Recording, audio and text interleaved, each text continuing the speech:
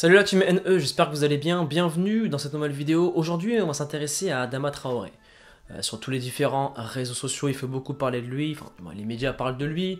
Physique atypique, très massif pour un footballeur, un physique très sec.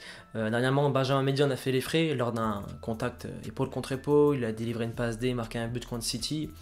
Et sur quoi on va s'intéresser aujourd'hui, c'est sa mystérieuse évolution physique, enfin sa mystérieuse. C'est une façon de dire, mais voilà, son évolution physique est assez atypique, il n'y en a pas du tout l'habitude de voir ça dans le monde du football et ça fait beaucoup parler sur les différents réseaux sociaux. Dans cette vidéo, on va voir ensemble comment il a fait pour en arriver là, nutrition, etc., ses entraînements. On verra aussi bien sûr comment il s'entraîne. On verra aussi dans cette vidéo comment Adama Traoré arrive à utiliser ce physique à bon escient sur le terrain alors qu'il est vraiment très massif. On va se baser sur des chiffres et des stats et tu verras qu'il se rapproche de très près de Lionel Messi. Ouais, raconte pas de bêtises, tu verras, c'est impressionnant. Et en fin de vidéo, on verra comment toi tu peux te rapprocher de ce physique là. Voilà.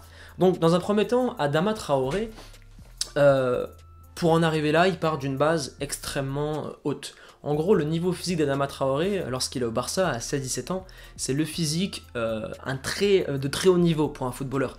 Il est plus massif que Cristiano Ronaldo, il est déjà hyper explosif, hyper puissant, d'ailleurs tu peux le voir sur ses différentes vidéos au Barça.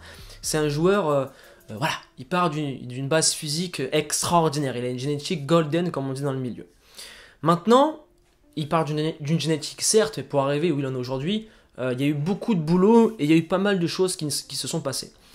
Déjà, à Aston Villa, comme tu peux voir sur la photo, il a énormément pris en volume. C'est déjà dû à l'entraînement qui est en Angleterre, ils sont beaucoup basés sur la prépa physique, ils sont très développés là-bas et ils ont de très bonnes méthodes d'entraînement. Donc ça ne m'étonne pas qu'il ait pris beaucoup de volume. Après à Middlesbrough et après à Wolves maintenant, où il est encore plus volumineux, il a perdu en matière grasse et maintenant il se spécifie. Enfin, il a des entraînements spécifiques, je dirais limite football américain. Tu peux le voir sur ces différentes vidéos. C'est avec beaucoup de câbles, entraînement très dur, avec des poids lourds, en force, en puissance. Après, bien sûr, il y a du poids de corps dans l'histoire, mais c'est très dur comme travail, c'est très lourd. Et seuls les joueurs qui ont une grosse musculature, qui sont encadrés, qui sont au haut niveau, peuvent assumer et faire ce type d'entraînement. Après, entre-temps, pour prendre autant de volume, il y a eu minimum 3-4 entraînements de musculation par semaine, c'est indéniable. Deuxièmement, il a eu une nutrition, et d'ailleurs il a une très bonne hygiène de vie. Et pourquoi je te dis ça? Parce qu'on le voit avec son résultat physique, mais aussi par rapport au nombre de blessures qu'il a eu. Lorsqu'un joueur est extrêmement musclé, il a beaucoup plus de chances de se blesser. En l'occurrence, il a eu 3 blessures. Fracture du métatarse, et ensuite il a eu une lésion au mollet. Dernièrement, il n'a pas pu se rendre en sélection espagnole dû à une légère blessure. Mais quand on analyse la chose, il se blesse très rarement, donc ça veut dire qu'il est très bien suivi et qu'il applique à la lettre ses plans nutritionnels. Et après, il y a la jeunesse qui rentre en compte, on récupère beaucoup plus vite, etc., etc. Après, il y a la génétique, et il y a un autre point.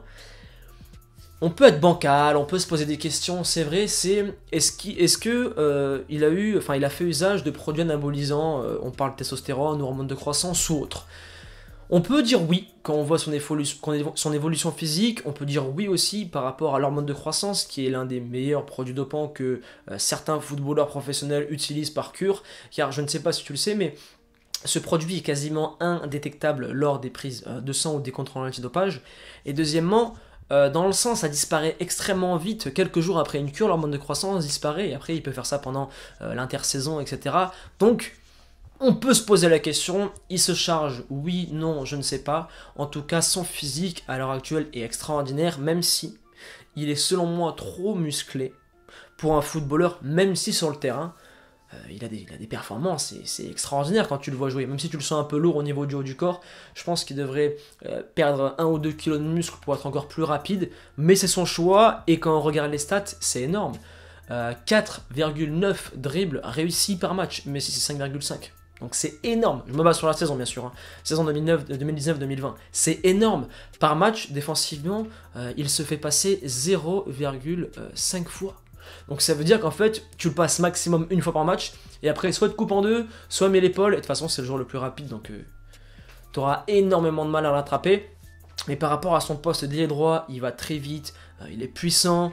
À l'épaule, il gagne tous ses duels. Donc oui, son physique est adapté par rapport à sa personne et ce qu'il en fait sur le terrain, c'est bien. Et ensuite, si tu veux atteindre le physique de Adama Traoré, bon courage. Déjà, il y a énormément de travail. Deuxièmement, si tu pars pas sur la même ligne d'arrivée que lui au niveau de la génétique et au niveau du physique de base, tu vas mettre beaucoup plus de temps, et enfin, ton physique ne sera pas adapté au foot. Lui, c'est un cas atypique, c'est rare, c'est exceptionnel. Des joueurs aussi massifs qui arrivent à jouer déjà au haut niveau et qui arrivent à jouer au foot. Mais essaie d'avoir la même musculature que lui, tu verras que tu seras trop lourd sur le terrain, tu te déplaceras pas assez rapidement, et surtout, tu te blesseras énormément musculaire et j'en passe, parce que quand tu es trop massif sur un terrain, c'est très compliqué, et ce mec-là, voilà, il est en haut du chapeau. Demain, tu le mets au rugby, tu le mets sur les côtés, je suis sûr qu'il peut aller au haut niveau, il a l'impact qui va vite. Faut pas du tout prendre exemple sur ce joueur-là. En termes physiques, en termes de travail, oui. En termes de déplacement sur le terrain, de dribble, oui, mais il fait avec ses qualités. Toi, fais avec les tiennes.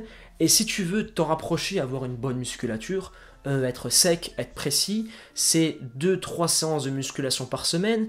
C'est cette musculature que tu acquéris avec la nutrition et la salle, la transformer ou du moins l'intensifier avec des exercices en pente, en escalier, en vitesse. Tu as la méthode bulgare aussi qui est excellente pour développer ta puissance et ton explosivité. Tu as la pliométrie. De toute façon, de tout ce que je te parle là, ce que je te dis, tu peux retrouver les différentes vidéos sur la chaîne.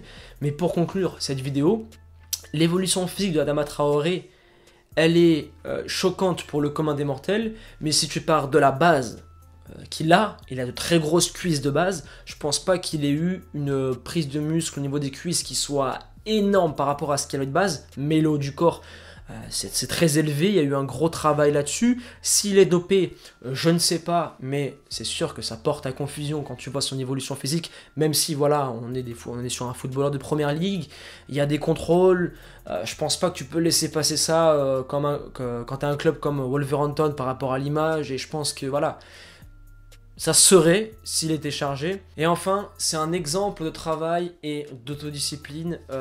Si voilà, bien sûr, tu veux toi aussi développer ta préparation physique, et tu le vois, hein, un joueur développé physiquement, il gagne tous ses duels, il va hyper vite, il défend super bien, il attaque aussi très bien. Et à l'épaule, voilà, personne ne peut le tester. Ce qui prouve que la préparation physique est indéniable, même si voilà, tu peux être beaucoup plus maigre et beaucoup moins musclé et faire la différence sur un terrain. Mais là, on a poussé la chose à l'extrême. Tu vois que la préparation physique fait énormément et ça joue beaucoup sur le terrain. Et il va être sélectionné en Espagne, tu verras, en très peu de temps. Et il va faire la différence sur le long terme. Mais je pense que il est à Wolverhampton, mais s'il continue sur cette progression et si physiquement il se blesse pas et qu'il continue à avoir les performances qu'il a, il signera dans un grand club européen.